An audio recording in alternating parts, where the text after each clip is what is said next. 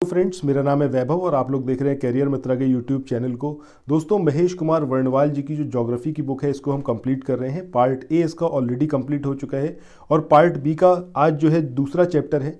सो अगर आपने previous videos नहीं देखे हैं तो प्लीज़ प्लेलिस्ट में जाइए और हर एक चैप्टर को थॉरोली देखिए, ठीक है। बहुत ज़्यादा हेल्पफुल है आपका जो भी पीसीएस का एग्ज़ाम होना है 14 मई को। इसके अलावा बीईओ का एग्ज़ाम भी कंडक्ट होगा और आरओ का एग्ज़ाम भी कंडक्ट होगा। सो इन एग्ज़ाम्स के पॉइंट ऑफ व्यू से हम इस वाली बुक को पूरा कवर अप करेंगे। जीएस में जितना कुछ पूछा जा सकता है ज्योग्राफी से वो सब कुछ इसके अंदर दिया हुआ है। आपको कहीं और से कुछ भी पढ़ने की ज़रूरत नहीं है। सो एक एक करके यहाँ पर हम सारी चीज़ें देखेंगे। अगर आप पहली बार चैनल पर आए हैं तो सबसे पहले काम तो आपको यही करना चाहिए कि आप चैनल को सब्सक्राइब करिए, ठीक है। क्योंकि अगर आप सब्सक्राइब नहीं करेंगे तो आपको पता नहीं चलेगा वीडियोस कौन कौन से आ रहे हैं, क्या क्या कुछ कवर हो चुका है। सो इस वाली बुक को हम before your examination cover up कर लेंगे। इसके अलावा जो स्पेक्ट्रम की बुक है मॉडर्न इंडियन हिस्ट्री की, इसको भी स्टार्ट किया गया है। इसमें जो सबसे ज़्यादा इंपॉर्टेंट टॉपिक्स हैं जहाँ से क्वेश्चन अराइज होते हैं उन टॉपिक्स को सबसे पहले कवर अप कर रहे हैं, तो उसको भी आप देख सकते हैं। प्लेलिस्ट में जाइएगा, एक वीडियो भी उसमें आया है। बाकी अब हर दिन जो है एक नया वीडियो उसके अंदर आपको देखने को मिलेगा। चलिए अब स्टार्ट करते हैं। आज का जो हमारा चैप्टर है ये है आपका पृथ्वी का भूगर्भिक इतिहास, ठीक है। यानी कि जो पृथ्वी है हमारी, इसकी क्या लाइफ रही है, किस तरीके से हमने जाना पृथ्वी के बारे में, और पृथ्वी पर जो माउंटेन्स बने हैं या फिर जो जीव की उत्पत्ति हुई है, किस तरीके से धीरे धीरे एक बहुत लंबा टाइम फ्रेम रहा है, जिसकी बात जो है आज जो हम अपनी अर्थ को देखते हैं वो सामने आई है, ठीक है। सो अब ये जानने के लिए पृथ्वी का जो भूगर्भिक इतिहास है इसको जानने के लिए दो सोर्सेज थे। एक सोर्स ये था कि पृथ्वी की ऊपर जो मौजूद चट्टाने हैं, जो पत्थर हैं, उसका निरीक्षण कराया जाए और उससे उसकी लाइफ का पता लगाया जाए। दूसरा ये है कि जो उल्कापिंड है और जो चंद्रमा है, ठीक है, इसके जो चट्टाने हैं इससे हम कुछ पता लगाएं। सो अभी यहाँ पर अगर हम देखें तो पृथ्वी से जो चट्टान थी उसका जब निरीक्षण किया गया तब जो है तकरीबन 3.9 अरब वर्ष ये पृथ्वी की आयु पता चली है। बट जब चंद्रमा से जो चट्टान आई, जो लेके आई गई और उसका जब निरीक्षण करा गया तब दे पाया गया कि 4.6 अरब वर्ष ये पृथ्वी की आयु है। सो आपको यहाँ पर चंद्रमा वाले का याद रखना है, मतलब यहीं से हमने अपनी अर्थ की जो लाइफ है उसको कैलकुलेट करा है। So that is 4.6 billion years, ठीक है। अब यहाँ पर यह बात आती है कि कौन से वैज्ञानिक थे जिन्होंने सबसे पहला यहाँ पर प्रयास करा कि वो पृथ्वी का भूगर्भिक इतिहास है इसके बारे में जाने या फिर बता पाएँ। तो ये नाम है आपका कास्ते द बफन। इनके बारे में लास्ट चैप्टर में भी हमने देखा था। अगर आपने लास्ट चैप्टर देखा हुआ है तो आप कमेंट सेक्शन में बताइएगा कि क्या कुछ और इनसे रिलेटेड रहा है जो हमने लास्ट वीडियो में देखा था। सो कास्ते द बफन ये एक वैज्ञानिक थे और ये आपके फ्रांस के थे, ठीक है। और इन्होंने सबसे पहला प्रयास करा पृथ्वी के भूगर्भिक इतिहास के बारे में बताने का। अब आगे हम मूव ऑन करते हैं। अब जो पृथ्वी का पूरा इतिहास है उसको क्या करा कि भाई इतना बड़ा टाइम पीरियड है 4.6 अरब वर्ष का। सो इसको कुछ एक सालों में तो नहीं समाहित कर सकते। सो इसके लिए क्या करा गया कि सबसे बड़ा जो टाइम फ्रेम है वो क्या है आपका ईयॉन्स में इसको डिवाइड करा गया। इसके बाद ईयॉन्स को जो है फर्दर डिवाइड किस में करा गया, इरा में डिवाइड करा गया। इरा को फर्दर डिवाइड किस में करा गया, पीरियड्स में करा गया। पीरियड्स को फर्दर डिवाइड किस में करा गया, इपॉक्स में करा गया। इसके बाद इसको डिवाइड करा गया एजेस में। कई बार आप एग्जाम में देखेंगे कि इसका सही क्रम पूछ लेते हैं, अरेंजमेंट करने को बोलते हैं, या फिर आपसे पूछेंगे कि कौन सा है जो ऑलरेडी अरेंज्ड है। तो ये आपको क्रम ज़रूर यहाँ पर याद रखना चाहिए कि क्या इसका क्रम है, इसीलिए मैंने इसको यहाँ पर आपको बताया है। चलिए, और ये सारी चीज़ें बुक में दी हुई हैं और बुक के अलावा हम कुछ भी और कवर नहीं करेंगे। जो एग्जैक्टली बुक में है उतना ही कवर करेंगे। बट देखिए बुक के पेजेस यहाँ पर अब मैं शो नहीं कर रहा हूँ, रीज़न बीइंग कि कॉपीराइट का इशू आ सकता है, ठीक है, इसलिए। अब यहाँ पर हम बात करते हैं कि भैया जो ये आपके इयॉन्स हैं या फिर इरा हैं या पीरियड हैं या फिर इपॉक्स हैं, सो इसका जो फर्दर डिवीजन करा गया है वो किस तरीके से करा गया है। तो सबसे पहले यहाँ पर अगर हम देखें तो ये दो चीज़ आपको यहाँ पर दिख रही होंगी इयॉन्स के अंदर। एक है आपको यहाँ पर हेडन, इसके बाद आर्कियन, इसके बाद प्रोटीरोजोइक और इसके बाद फेनोरोजोइक, ठीक है। ये चार में इसको इस तरीके से डिवाइड करा गया है। ये जो पूरा पीरियड रहा है इसको बोला जाता है प्री कैम्ब्रियन एरा, ठीक है। और इसके बाद तो फिर खैर आप समझ ही गए। चलिए अब यहाँ पर हम सबसे पहले बात करते हैं किसकी, आर्कियन की। ये सबसे ज़्यादा इंपॉर्टेंट है और उतना कवर अप करेंगे जितना कुछ आपके बुक में दिया हुआ है, कुछ भी एक्स्ट्रा नहीं और कुछ भी उससे कम नहीं। सो अगर हम बात करें आर्कियन एज की, तो आर्कियन एज, अब ये वो टाइम पीरियड चल रहा है जब लाइफ नहीं थी, मतलब नो लाइफ वाली कंडीशन है। अब जब लाइफ है नहीं तो ऑब्वियसली बात है भैया, फॉसिल्स या फिर जीवाश्म जो है ये भी मौजूद नहीं होंगे, पॉसिबल ही नहीं है। जब लाइफ ही नहीं है तो कुछ ना वनस्पति है ना कोई जानवर है, तो उसके जो जीवाश्म है यानी कि जो उसके बचे हुए अवशेष हैं वो भी मौजूद नहीं होंगे। सो ये वो पीरियड है आर्कियन का जब कोई भी लाइफ नहीं थी, कोई भी जीवाश्म नहीं था। इसका मतलब इस टाइम पर जो चट्टानें होंगी उसके अंदर जीवाश्म नहीं पाए जाएंगे। ये इंपॉर्टेंट पॉइंट है जो आपको याद रखना है। इस पूरे पीरियड को अजोइक भी कहा जाता है। एजोइक का मतलब क्या है, प्राग जैविक, यानी कि जीवन से पहले का जो टाइम पीरियड है एजोइक बोला जाता है। इसके बाद नेक्स्ट पॉइंट जो इंपॉर्टेंट है कि इस टाइम की जो चट्टानें हैं उसमें ग्रेनाइट और नीस इसकी प्रधानता है, ठीक है, और लोहा और सोना ये इसमें पाया जाता है। ये मेन पॉइंट हैं इसके अलावा, ठीक है, और कुछ खास नहीं है जो आप आर्कियन के बारे में याद रखें। इसके बाद अब हम आगे मूव ऑन करते हैं अपने अगले जो सेक्शन है, ठीक है, वो है आपका प्री कैम्ब्रियन। जो मैंने भी आपको बताया कि आर्कियन के बाद का मतलब ये जो पीरियड है कैम्ब्रियन से पहले का, ये प्री कैम्ब्रियन कहलाता है। सो प्री कैम्ब्रियन की बात करें, प्री कैम्ब्रियन से रिलेटेड कौन कौन से पॉइंट हैं जो आपसे पूछे जाते हैं, वो सब कुछ इस बुक के अंदर कवर अप करा हुआ है। बेहतरीन किताब है, कुछ भी कहीं और से आपको पढ़ने की देखने की ज़रूरत नहीं है। एटलीस्ट पीसीएस, बीईओ और आरओ में तो नहीं, इसके अलावा कहीं से आएगा। सो ज़्यादा रिसर्च भी मत करिएगा, टाइम वेस्ट होगा आपका, ठीक है। तो अगर हम बात करें इस वाले पीरियड की, प्री कैम्ब्रियन की, तो इस टाइम पर जो जीव देखे गए, सबसे पहली बात समुद्र के अंदर सब कुछ उत्पत्ति हो रही है, ठीक है, समुद्र के अंदर सब कुछ उत्पत्ति हो रही है जीवों की, और इसके बाहर लैंड पर कुछ भी नहीं है। जब तक आगे हम देखेंगे कि कब तक जो है लैंड पर कोई भी जीवन नहीं उत्पन्न हुआ, तो सब कुछ समुद्र में हो रहा है। समुद्र में सबसे पहले जो जीव उत्पन्न हुए वो नम त्वचा के थे। अब नम त्वचा क्यों होगी, क्योंकि भैया उस टाइम पर पानी गर्म था, उसी के अंदर लाइफ धीरे धीरे डेवलप होना शुरू हुई थी। तो उनकी स्किन कैसी होगी, सॉफ्ट होगी, और हड्डी तो उनके अंदर होगी नहीं, ठीक है, बिना रीढ़ की हड्डी वाले होंगे।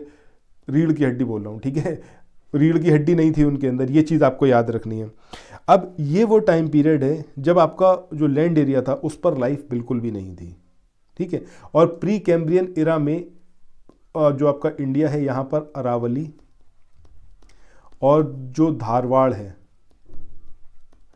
इन दो की चट्टानें जो हैं प्री कैम्ब्रियन इरा की हैं। ये सारे पॉइंट हैं जो आपको याद रखने हैं कि समुद्र में लाइफ स्टार्ट हुई यहाँ पर प्री कैम्ब्रियन इरा में, और ये वो लाइफ थी जिसमें जीव बिना रीढ़ की हड्डी वाले थे, नॉन वर्टिब्रेट्स थे, नम त्वचा होती थी, रीजन बीइंग पानी बहुत गर्म था उस टाइम पर, ठीक है। और पृथ्वी पर मतलब अगर हम इंडिया की बात करें तो जो चट्टानें हैं वो अरावली और धारवाड़, इनका निर्माण इस टाइम पीरियड में हुआ प्री कैम्ब्रियन में। इसके बाद नेक्स्ट आता है आपका कैम्ब्रियन, ठीक है। चलिए आगे एक बार देख लेते हैं। अब ये जो कैम्ब्रियन है या फिर ऑर्डोविशियन है, सिल्यूरियन है, या फिर ये डेवोनियन है, या फिर मिसिसिपियन, या फिर हम कहें कार्बोनिफेरस, और ये पर्मियन, ये सब कुछ जो है किसके अंदर आएगा, आपका पैलियोजोइक के अंदर। अब यहां पर सबसे पहले अगर हम बात करें किसकी, कार्बेनियन की, ठीक है, कैम्ब्रियन की, सॉरी। सो अभी हमने अभी तक जो देखा है वो प्री कैम्ब्रियन देखा है, अब हम किसकी बात कर रहे हैं, कैम्ब्रियन की बात कर रहे हैं। सो कैम्ब्रियन ये वो टाइम पीरियड है। अब देखिए लाइफ समुद्र में एक बार उत्पन्न हो चुकी है, भले ही वो नम त्वचा वाली हो और उसके अंदर रीढ़ की हड्डी नहीं थी, नॉन वर्टिब्रेट्स थे, वो सारी बात अपनी जगह है, बट अब लाइफ स्टार्ट हो चुकी है। तो अब धीरे धीरे क्या होगा, पहली बार यहाँ पर क्या हुआ कि समुद्र जो है इसने लैंड एरिया पर अतिक्रमण करना शुरू कर दिया, यानी कि समुद्र जो है उठकर लैंड एरिया पर आना स्टार्ट हो गया। और प्राचीनतम सेडिमेंट्री शेल या फिर रॉक्स अगर हम कहें तो अवसादी शैलें या फिर रॉक्स जो हैं सेडिमेंट्री रॉक्स, इनका निर्माण कब हुआ, आपका कैम्ब्रियन टाइम पीरियड में हुआ, ये आपको याद रखना है। इसके अलावा भारत में अगर हम बात करें तो विंध्यान या फिर विंध्याचल पर्वत श्रेणी, इसका निर्माण जो हुआ है वो किस में हुआ है, आपका कैम्ब्रियन टाइम में हुआ है, इसको आप ज़रूर याद रखिएगा, वेरी इंपॉर्टेंट। अभी जो हमने देखा था वो अरावली और धारवाड़ के बारे में देखा था। अब हम बात किसी कर रहे हैं इंडिया में जो है विंध्याचल पर्वत है, ये किस टाइम पीरियड में इसका निर्माण हुआ, वो है आपका कैम्ब्रियन। ठीक है, इसके बाद जो इम्पोर्टेंट है इसमें कि पृथ्वी पर इसी काल में सबसे पहले वनस्पति और जो जीवों की उत्पत्ति हुई है वो यहाँ पर। अभी जो हमने देखा प्री कैम्ब्रियन में क्या हुआ, प्री कैम्ब्रियन में बिना रीढ़ की हड्डी वाले जीव जो है उनकी उत्पत्ति हुई है। ठीक है, और लेकिन इसमें भी जो जीव हैं या फिर जो वनस्पति हैं इनकी उत्पत्ति तो और बढ़ती चली गई, लेकिन अभी भी रीढ़ की हड्डी नहीं आई है, अभी भी जो है वो नॉन वर्टिब्रेट्स हैं। और इसी टाइम पर समुद्र में शैवाल की उत्पत्ति भी हुई है। तो ये सारे पॉइंट इसके अंदर आपको याद रखने हैं। पहला ये कि समुद्र का अतिक्रमण स्टार्ट हुआ, मतलब समुद्र जो है उठकर धीरे धीरे पृथ्वी को कवर अप करना स्टार्ट कर दिया। और जो सेडिमेंट्री रॉक्स हैं वो सबसे प्राचीन इसी टाइम पीरियड में उनका निर्माण हुआ। विंध्याचल पर्वत श्रेणी जो है उसका निर्माण इसी टाइम पीरियड में हुआ। और वनस्पति और जो जीव हैं ये धीरे धीरे बढ़ना स्टार्ट हो गए, और समुद्र में शैवाल इनकी उत्पत्ति भी इसी टाइम पीरियड में हुई। चलिए, इसके बाद नेक्स्ट है आपका ऑर्डोविशियन की बात करते हैं। अब ये अभी हमने देखा कि सबसे पहले क्या हुआ था, सबसे पहले जो गर्म पानी था उसमें नम त्वचा के जीव वो उत्पन्न होना शुरू हुए, नॉन वर्टिब्रेट्स थे। उसके बाद धीरे धीरे उनकी और संख्या बढ़ना शुरू हुई, शैवाल बनना शुरू हुए कार्बेनियन में। ठीक है, अब कार्बियन में। इसके बाद ऑर्डोविशियन में क्या होगा, ऑर्डोविशियन में समुद्र में रेंगने वाले जीव, कैसे रेंगने वाले जो जीव हैं इनकी उत्पत्ति समुद्र में स्टार्ट हो गई, ये इंपॉर्टेंट है। लेकिन अभी भी लैंड जो है उस पर किसी भी प्रकार का जीवन नहीं आया है, और वनस्पति जो है उसका विस्तार भी इस टाइम पर होने लगा। इसके बाद नेक्स्ट की हम बात करें तो अगला है आपका सिलूरियन। अगर हम बात करेंगे सिलूरियन की तो सिलूरियन में क्या होगा भाई, एक पूरा क्रम चलता चला आ रहा है। ठीक है, सो अभी मतलब जीवों की उत्पत्ति और बढ़ना शुरू हो गई है, रेंगने वाले जीव भी आने लगे। अब यहाँ पर सबसे पहले वर्टिब्रेट्स यानी कि जो रीढ़ की हड्डी वाले थे जीव वो उत्पन्न होना शुरू हो गए। ये सबसे इंपॉर्टेंट पॉइंट है सिलूरियन का। ठीक है, सिलूरियन का। तो सिलूरियन को रीढ़ की हड्डी वाले जीवों का काल या फिर एज ऑफ वर्टिब्रेट्स भी बोला जाता है। इसको एज इट इज याद कर लीजिएगा, वर्टिब्रेट्स, एज ऑफ वर्टिब्रेट्स इसको बोला जाता है। वेरी इंपॉर्टेंट, किसको, सिलूरियन को। ये आपसे मैचिंग करके पूछा जा सकता है कि मैच करिए। और इसी टाइम पीरियड में प्रवाल यानी कि जो कोरल्स हैं इनकी उत्पत्ति भी स्टार्ट हो गई। ठीक है, और स्थल पर यानी कि जो लैंड है, लैंड पर पौधों की उत्पत्ति भी यहाँ पर इसी वाले टाइम पीरियड में हुई है। ये जो पौधे थे सबसे पहले कहाँ पर देखे गए, ऑस्ट्रेलिया में। ऑस्ट्रेलिया में ये पाए गए, और ये पौधे कैसे थे, बिना पत्तियों के थे, यानी कि पत्ती नहीं थी इनके अंदर। ये सारी चीज़ें हैं जो आपको सिलूरियन के बारे में याद रखनी है। क्या कि सबसे पहली बात कि इसको एज ऑफ वर्टिब्रेट्स कह रहे हैं। दूसरा, जो लैंड एरिया है वहाँ पर पौधों की उत्पत्ति हुई, कहाँ पर हुई, ऑस्ट्रेलिया में, जो कि बिना पत्ती वाले थे, ऐसे पौधों की उत्पत्ति हुई। इसके अलावा समुद्र में जो प्रवाल हैं या फिर कोरल्स हैं ये भी डेवलप होना या फिर इनका भी उद्भव होना स्टार्ट हो गया। चलिए, इसके बाद अब हम मूव ऑन करते हैं नेक्स्ट पे, और नेक्स्ट है आपका डेवोनियन। अभी हमने कैम्ब्रियन देख लिया, ऑर्डोविशियन देख लिया, सिलूरियन देख लिया, अब अगला है आपका डेवोनियन। ठीक है, सो इसके बारे में सबसे इंपॉर्टेंट ये है कि इसको क्या बोला जाता है, फिश एज बोला जाता है। ठीक है, यानी कि इस टाइम पर मछलियां जो हैं, मत्स्य युग इसको बोला जाता है, मतलब मछलियां बहुत ज़्यादा इसके अंदर देखी गई। उसी टाइम पर जो शार्क फिश है इसका भी उद्भव हुआ।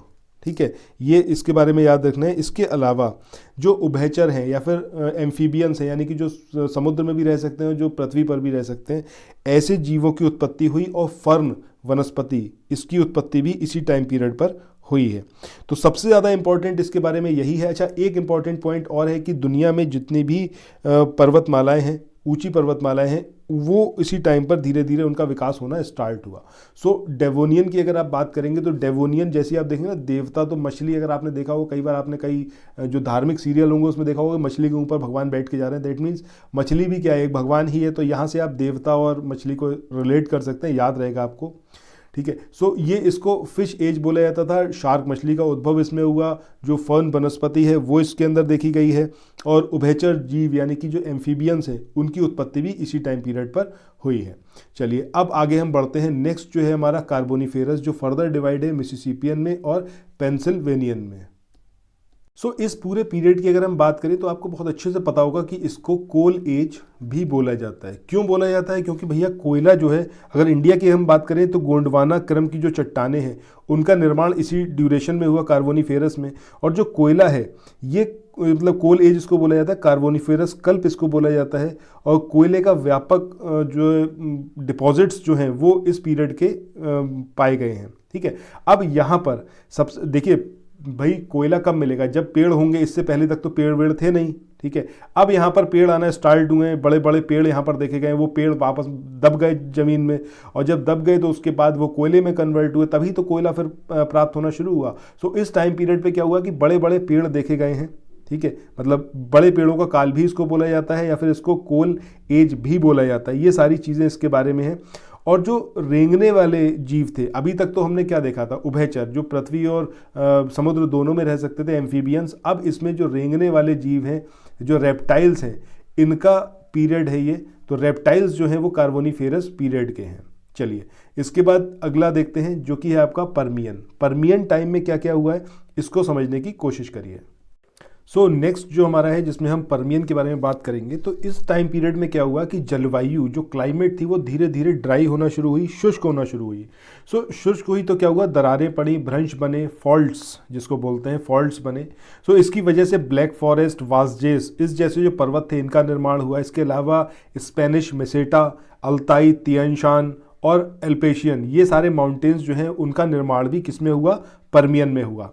अब जब ये भ्रंश बने हैं, जलवायु शुष्क हुई है, तो भैया जब भ्रंश बनेंगे तो क्या होगा कि आंतरिक झीलें जो होंगी वो एक्सपोज हो जाएंगी। जब वो एक्सपोज होंगी तो उस पर क्या होगा? धीरे धीरे वाष्पीकरण शुरू होगा, उसका इवेपोरेशन होगा। जब इवेपोरेशन हुआ तो उसकी वजह से क्या हुआ कि पोटाश के जो भंडार थे उनका निर्माण भी किस में हुआ? पर्मियन टाइम पीरियड में हुआ। तो ये सारी चीज़ें इसके बारे में हैं। सो इस तरीके से हमने इन सबको देख लिया जो पैलियोजोइक के अंतर्गत आते हैं। ठीक है। कैम्ब्रियन देख लिया, ऑर्डोविशियन देख लिया, सिलूरियन देख लिया, डेवोनियन देख लिया, कार्बोनिफेरस देख लिया और पर्मियन देख लिया। अब नेक्स्ट जो आता है इसमें हम बात किसी करेंगे मेसोजोइक की। अब ये जो मीजोजोइक है ये फर्दर 3 में डिवाइडेड है, ट्राइसिक है, जुरासिक है और क्रिटेशियस है। सो आइए एक एक करके इनको कवर अप करते हैं। तो सबसे पहले हम किसकी बात करें? ट्राइसिक की। तो ट्राइसिक का सबसे इंपॉर्टेंट बात यह है कि इसको क्या बोला जाता है? एज ऑफ रेप्टाइल्स बोला जाता है। रेप्टाइल्स मतलब जो रेंगने वाले बड़े बड़े जीव हैं, इनके बारे में हम बात कर रहे हैं। सो ये जो पूरा टाइम पीरियड था इसमें इनका बहुत ज़्यादा विकास हुआ, इसी की वजह से इसको एज ऑफ रेप्टाइल्स या फिर रेंगने वाले जीवों का काल भी बोला जाता है। इस टाइम पीरियड में आर्कियोप्लेटरिस इसकी उत्पत्ति हुई। अब ये जो आर्कियोप्लेटरिस है ये एग्जैक्टली क्या है? ये स्थल और आकाश दोनों में चल सकते थे। ये इस तरीके के जीव थे, मतलब ये लैंड पर भी मूव कर सकते थे और ये आसमान में उड़ भी सकते थे। आर्कियोप्लेटरिस, इनका टाइम पीरियड भी किसके अंदर आएगा? ट्राइसिक में। लॉबस्टर की बात करें तो ये लॉबस्टर जो है ये एक तरीके का केकड़ा, मतलब केकड़ा ही है, केकड़ा समूह का एक प्राणी था। ये भी देखने में आया और ये बहुत तेज़ी से चल सकता था। ठीक है। बहुत तेज़ी से ये चल भी सकता था, मतलब तैर भी सकता था। ये इसके बारे में है। इसके अलावा मेढक और कछुआ, इनका जो आविर्भाव हुआ या फिर इनको देखा गया, ये भी इसी टाइम पर देखा गया, किसमें? ट्राइसिक में। तो ये सारी चीज़ें हैं ट्राइसिक के बारे में। इसके बाद मूव ऑन करते हैं नेक्स्ट, जो कि है आपका जुरासिक। अब जुरासिक का जैसे ही आपने नाम सुना होगा आपको एकदम समझ में आ गया होगा कि भैया डायनासोर का ये टाइम पीरियड रहा होगा। तो एकदम सही है, अब डायनासोर का ये टाइम पीरियड रहा था। डायनासोर जो रेप्टाइल्स था, ये इसका जो विस्तार है ये इस टाइम पीरियड पर हुआ। और इस टाइम पीरियड में जो जल में चल सकने वाले जीव थे, स्थल में यानी कि लैंड एरिया में और जो आसमान में, तीनों में जो चल सकने वाले जीव थे, इनका भी आविर्भाव हुआ या फिर ये भी जो है देखने में आए। और इस पूरे युग में जो है पुष्पयुक्त वनस्पति, यानी कि जिनमें ऐसी वनस्पति जिसके अंदर फूल लग सकते हैं, तो पुष्पयुक्त वनस्पति ये जो है ये भी इनका भी आविर्भाव हुआ। अभी हमने देखा था कि ट्राइसिक में आर्कियोप्लेटरिस इनका उत्पत्ति हुई थी, बट इस टाइम पर वो आर्कियोप्लेटस क्या हो गए? वो आसमान में उड़ने वाले की जो उनकी विशेषता थी वो भी आ गई। मतलब वो लैंड पर भी चल सकते थे, अब वो आसमान में भी उड़ सकते थे। सो ये एक इसके अंदर नया चीज़ हुई। इसके अलावा यहाँ पर जो आपको याद रखना है वो है आपका चूना पत्थर। इसका जमाव इस युग की मेन विशेषता है, चूना पत्थर का। ठीक है, चूना पत्थर जो है ये इसका डिपॉजिट होना शुरू हुआ, इसका जमाव होना शुरू हुआ, और ये एक मेन इसकी स्पेसिफिकेशन है इस वाले युग की। और मेनली कहाँ पर हुआ ये आपका फ्रांस में, इसके अलावा साउथ जर्मनी में और स्विट्जरलैंड में। अगला जो है वो है आपका क्रिटेशियस। अगर हम क्रिटेशियस की बात करें तो क्रिटेशियस पीरियड में आपको जो मेन चीज़ याद रखनी है वो एंजियोस्पर्म के बारे में है। ठीक है, अब एंजियोस्पर्म यानी कि आवर्त बीजी, अब इन पौधों का विकास किस पीरियड में हुआ, क्रिटेशियस में हुआ, ये आपको यहाँ पर याद रखना है। इसके अलावा जो बड़े बड़े कछुए थे इनका उद्भव भी इसी टाइम पे हुआ, उनका ओरिजिनेशन भी इसी टाइम पे हुआ। इसके अलावा जो खड़िया मिट्टी है, खड़िया मिट्टी, ठीक है, सो इसका जमाव, इसके जो डिपॉजिट्स हैं वो भी इसी टाइम पीरियड पर देखने को मिले, और वो आपका mainly north western Alaska, Canada, Mexico, Britain और डोबर क्षेत्र में और ऑस्ट्रेलिया में। ठीक है, यहाँ पर खड़िया मिट्टी का जमाव, बेसिकली खाली आपको इतना ही याद रखना है, खड़िया मिट्टी का जमाव जो है वो क्रिटेशियस पीरियड में रहा। एंजियोस्पर्म की उत्पत्ति क्रिटेशियस पीरियड में रही। और जो इंडिया में आप देखते हैं डेक्कन ट्रैप, वहाँ पर जो काली मिट्टी हुई है, ठीक है, काली मिट्टी, इस काली मिट्टी का जो डिपॉजिट है या फिर इसका जो डेवलपमेंट है वो भी किस में हुआ, क्रिटेशियस पीरियड में हुआ। इसके बाद आगे चलते हैं। अगला यहाँ पर है आपका सेनोजोइक। सेनोजोइक में सबसे पहले हम बात किसी करेंगे पैलियोसीन की। सो जब हम बात कर रहे हैं पैलियोसीन की तो इसमें सबसे इंपॉर्टेंट क्या है कि जो रॉकी पर्वतमाला है, रॉकी पर्वतमाला, रॉकी पर्वतमाला का निर्माण इस टाइम पीरियड पर ही हुआ है, ये आपको याद रखना है। और सबसे पहली बार ऐसा हुआ कि जो लैंड एरिया है, जो लैंड है वहाँ पर स्तनपाई, एक सेकंड, स्तनपाई जो है इनका ओरिजिनेशन हुआ है किसमें, जो आपका पैलियोसीन है। सो पैलियोसीन के बारे में ये दो इंपॉर्टेंट पॉइंट हैं। और इस काल में ही सबसे पहले जो स्तनपाई है वह मैमल्स हैं, वो मैमल्स जीव देखे गए और पूंछहीन बंदर देखे गए जिनके टेल्स नहीं होती थी। ठीक है, मतलब पूंछहीन बंदर। ठीक है, सो पूंछहीन बंदर किस टाइम पीरियड पर देखे गए, वो भी है आपका किसमें, पैलियोसीन में। इसके बाद नेक्स्ट हम बात करते हैं, अगला जो आता है आपका वो है आपका ईओसीन। सो ईओसीन की जब हम बात करें तो ईओसीन में क्या क्या हुआ, तो ईओसीन में सबसे पहली बात यह कि जो भूतल है यानी कि जो सरफेस था, सरफेस पे दरारें पड़ी, उन दरारों से क्या निकला, ज्वालामुखी उद्गार हुआ, यानी कि ज्वालामुखी फटा और वहाँ से चीज़ें बाहर निकली और स्थल पर रेंगने वाले जीव जितने थे वो ख़त्म हो गए। ठीक है, क्योंकि ज्वालामुखी से लावा निकला और जो रेंगने वाले जीव थे इनके ऊपर लावा ढक गया और ये सारे के सारे फिनिश हो गए। किसमें हुआ ये, ईओसीन में। बहुत इंपॉर्टेंट है, इसको आपको याद रखना है। जो गिब्बन है, प्राचीन बंदर या फिर हम कहें गिब्बन, ये जो म्यांमार में पाया जाता है, इसका उत्पत्ति या फिर इसकी उत्पत्ति भी किस में हुई, ईओसीन में हुई। हाथी की बात करें, गेंडे की बात करें, घोड़े की बात करें, सुअर की बात करें, तो इनके जो पूर्वज थे वो भी इसी टाइम पीरियड से थे, बट वो इंपॉर्टेंट नहीं है। खाली ये याद रखना है कि रेंगने वाले जीव यहाँ पर ख़त्म हुए ईओसीन में, और जो गिब्बन है वो इस पीरियड में जो है उसका ओरिजिनेशन हुआ है। इसके बाद नेक्स्ट हम बात करें ओलिगोसीन की। सो ओलिगोसीन में क्या क्या चीज़ें हुई हैं। ओलिगोसीन की बात करें तो इस टाइम पीरियड पर बिल्ली हो गया, कुत्ता हो गया, ये जो है इनकी उत्पत्ति हुई है, बिल्ली कुत्ते की, इन सब की उत्पत्ति हुई है किसमें, ओलिगोसीन में। भालू भी इसी टाइम पीरियड में आया, और जो पूंछहीन बंदर थे उसकी उत्पत्ति भी जो है वो इसी टाइम पर हुई। अभी ये हमने पहले भी देखा था किसमें, पैलियोसीन में, तो पैलियोसीन में भी पूंछहीन बंदर की बात हुई थी, और इस काल में जो पूंछहीन बंदर था वो भी इस काल में भी देखा गया। ठीक है, मतलब ये एकदम सर्टिफाई नहीं कर सकते कि कौन सा है। सो पूंछहीन बंदर को तो खैर रहने दीजिए। और ये जो पूंछहीन बंदर है इसी को मानव का पूर्वज भी कहा जाता है। ओलिगोसीन काल में ही वृहत हिमालय यानी कि जो ग्रेट हिमालय है वो स्टार्ट हुआ। ठीक है, वृहत हिमालय, ये मेन इंपॉर्टेंट बात है इसकी जो आपको याद रखनी है। चलिए इसके बाद आगे हम बात किसकी करें, ओलिगोसीन की। तो ओलिगोसीन की जब हम बात करते हैं तो ओलिगोसीन पीरियड में सबसे इंपॉर्टेंट बात यह है कि जो वृहत हिमालय है, ठीक है, इसका ये टाइम पीरियड रहा है। ठीक है, ये आपको याद रखना है। इसकी उत्पत्ति, इसका ओरिजिनेशन किस में हुआ है? ओलिगोसीन में, जो आपसे एग्जाम में पूछा जाएगा। बिल्ली, कुत्ता, भालू, ये सब जो है इसी टाइम पीरियड में देखे गए। कैट हो गया आपका, डॉग हो गया, ये सब जो है इसी में आए, ओलिगोसीन में इनकी उत्पत्ति हुई है। ये 2 पॉइंट है इसके बारे में जो आपको याद रखने हैं, ठीक है। इसके बाद आगे मूव ऑन करते हैं। अगला है आपका मायोसीन। तो मायोसीन पीरियड की जब हम बात करें तो इस टाइम पीरियड में जो आपका मध्य और लघु हिमालय है, इसकी उत्पत्ति हुई है। अभी हमने देखा ओलिगोसीन में क्या हुआ था, इसमें जो वृहद हिमालय या फिर ग्रेट हिमालयाज जो है इसका उत्पत्ति हुई है। इसके बाद मध्य और लघु हिमालय, ये किसके अंदर आए हैं? मायोसीन में। ये आपको यहाँ पर याद रखने हैं, ठीक है। ये मेन इंपॉर्टेंट बात है, इसके अलावा कुछ और मुझे नहीं लगता आपसे पूछा जाएगा, ठीक है। अब नेक्स्ट हम बात करें, अगला यहाँ पर है आपका प्लायोसीन। अब ये जो प्लायोसीन है, प्लायोसीन में जो सबसे इम्पॉर्टेंट चीज़ है वो ये है कि एक तो आपका जो उत्तर का विशाल मैदान है हिंदुस्तान का, वो इसी टाइम पीरियड में निर्मित हुआ, ठीक है। नॉर्थ जो पूरा ग्राउंड है या फिर पूरा मैदान है, इस मैदान का निर्माण इसी टाइम पीरियड में हुआ। दूसरा, जो शिवालिक रेंजेस हैं, ठीक है, तो शिवालिक का भी निर्माण इसी टाइम पीरियड में हुआ है। ये आपको मेनली इसके बारे में याद रखना है, ठीक है।